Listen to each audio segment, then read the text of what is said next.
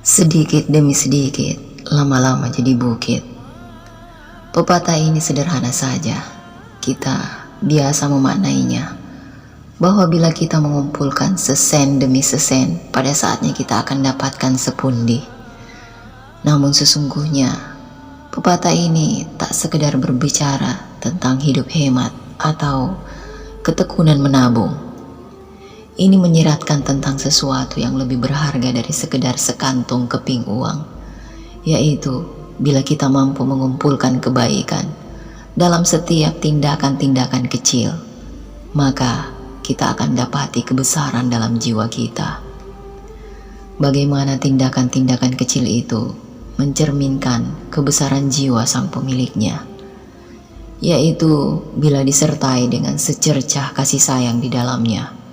Ucapan terima kasih, sesungging senyum, sapaan ramah, atau pelukan bersahabat adalah tindakan yang mungkin sepele saja, namun dalam liputan kasih sayang, ia jauh lebih tinggi daripada bukit tabungan Anda.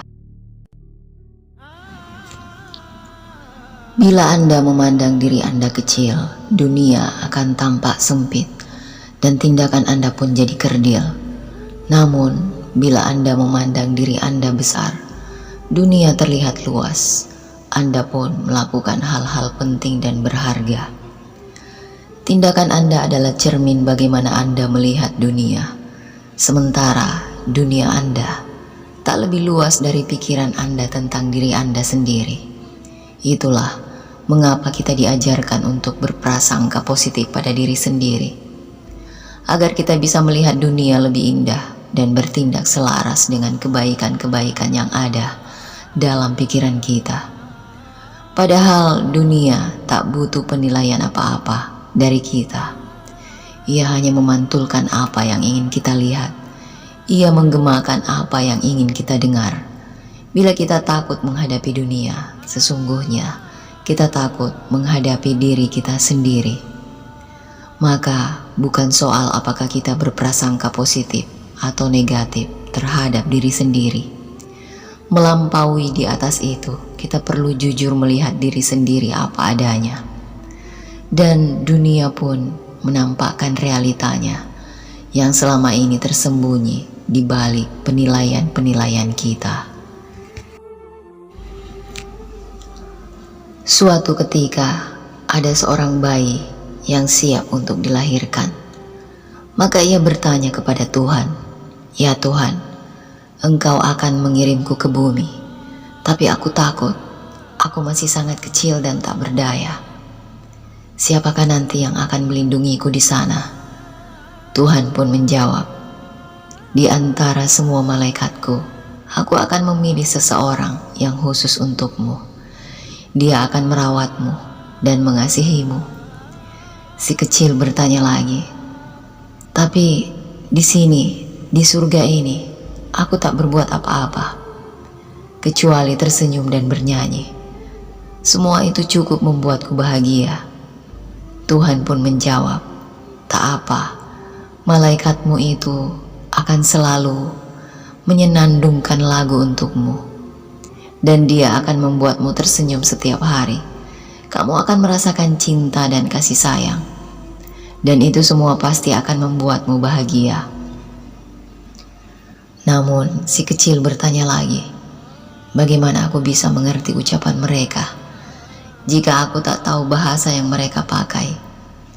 Tuhan pun menjawab, "Malaikatmu itu akan membisikkanmu kata-kata yang paling indah. Dia akan selalu sabar ada di sampingmu, dan dengan kasihnya dia akan mengajarkanmu berbicara dengan bahasa manusia." Si kecil bertanya lagi, "Lalu bagaimana jika aku ingin berbicara padamu ya Tuhan?" Tuhan pun kembali menjawab, "Malaikatmu itu akan membimbingmu. Dia akan menengadahkan tangannya bersamamu dan mengajarkanmu untuk berdoa." Lagi-lagi si kecil menyelidik, "Namun aku mendengar di sana ada banyak sekali orang jahat. Siapakah nanti yang akan melindungiku?" Tuhan pun menjawab, "Tenang, Malaikatmu akan terus melindungimu, walaupun nyawa yang menjadi taruhannya.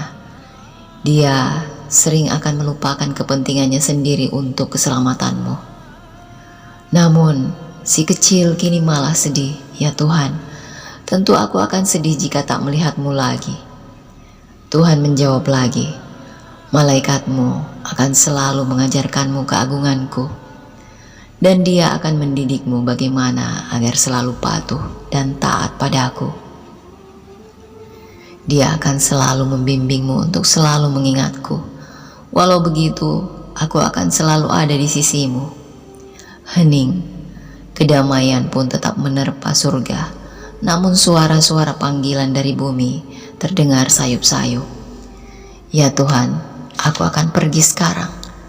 Tolong sebutkan nama malaikat yang akan melindungiku.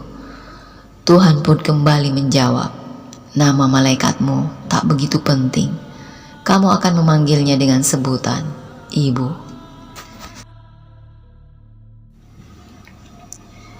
Bila Anda tak mencintai pekerjaan Anda, maka cintailah orang-orang yang bekerja di sana.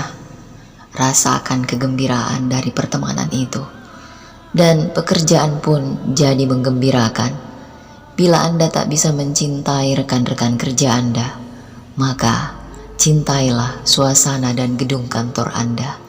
Ini mendorong Anda untuk bergairah, berangkat kerja dan melakukan tugas-tugas dengan lebih baik lagi.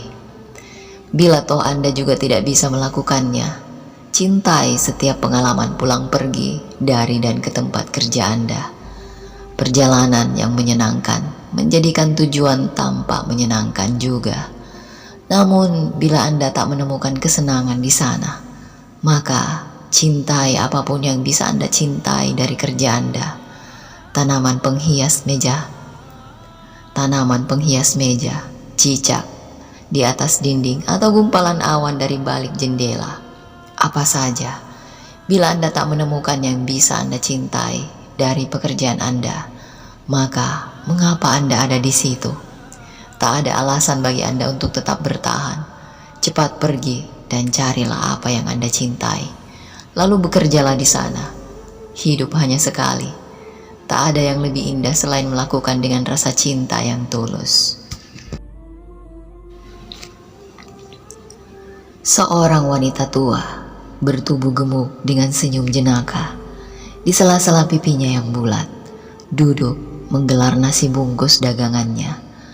Segera saja beberapa pekerja bangunan dan kuli angkut yang sudah menunggu sejak tadi mengerubungi dan membuatnya sibuk meladeni. Bagi mereka, menu dan rasa bukan soal. Yang terpenting adalah harganya yang luar biasa murah. Hampir-hampir mustahil ada orang yang bisa berdagang dengan harga sedemikian rendah. Lalu apa untungnya? Wanita itu terkekeh menjawab, bisa numpang makan dan beli sedikit sabun. Tapi bukankah ia bisa menaikkan harga sedikit? Sekali lagi ia terkekeh. Lalu bagaimana kuli-kuli itu bisa beli? Siapa yang mau menyediakan sarapan buat mereka? Katanya sambil menunjukkan para lelaki yang kini berlompatan ke atas truk pengantar mereka ke tempat kerja. Ah, betapa cantiknya bila sebongkah misi hidup dipadukan dalam sebuah kerja. Orang-orang yang memahami benar kehadirannya karya, sebagaimana wanita tua di atas, yang bekerja demi setitik kesejahteraan hidup manusia, adalah tiang penyangga yang menahan langit agar tak runtuh.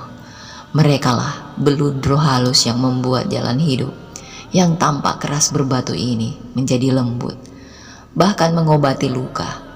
Bukankah demikian tugas kita dalam kerja? Menghadirkan secercah kesejahteraan bagi sesama.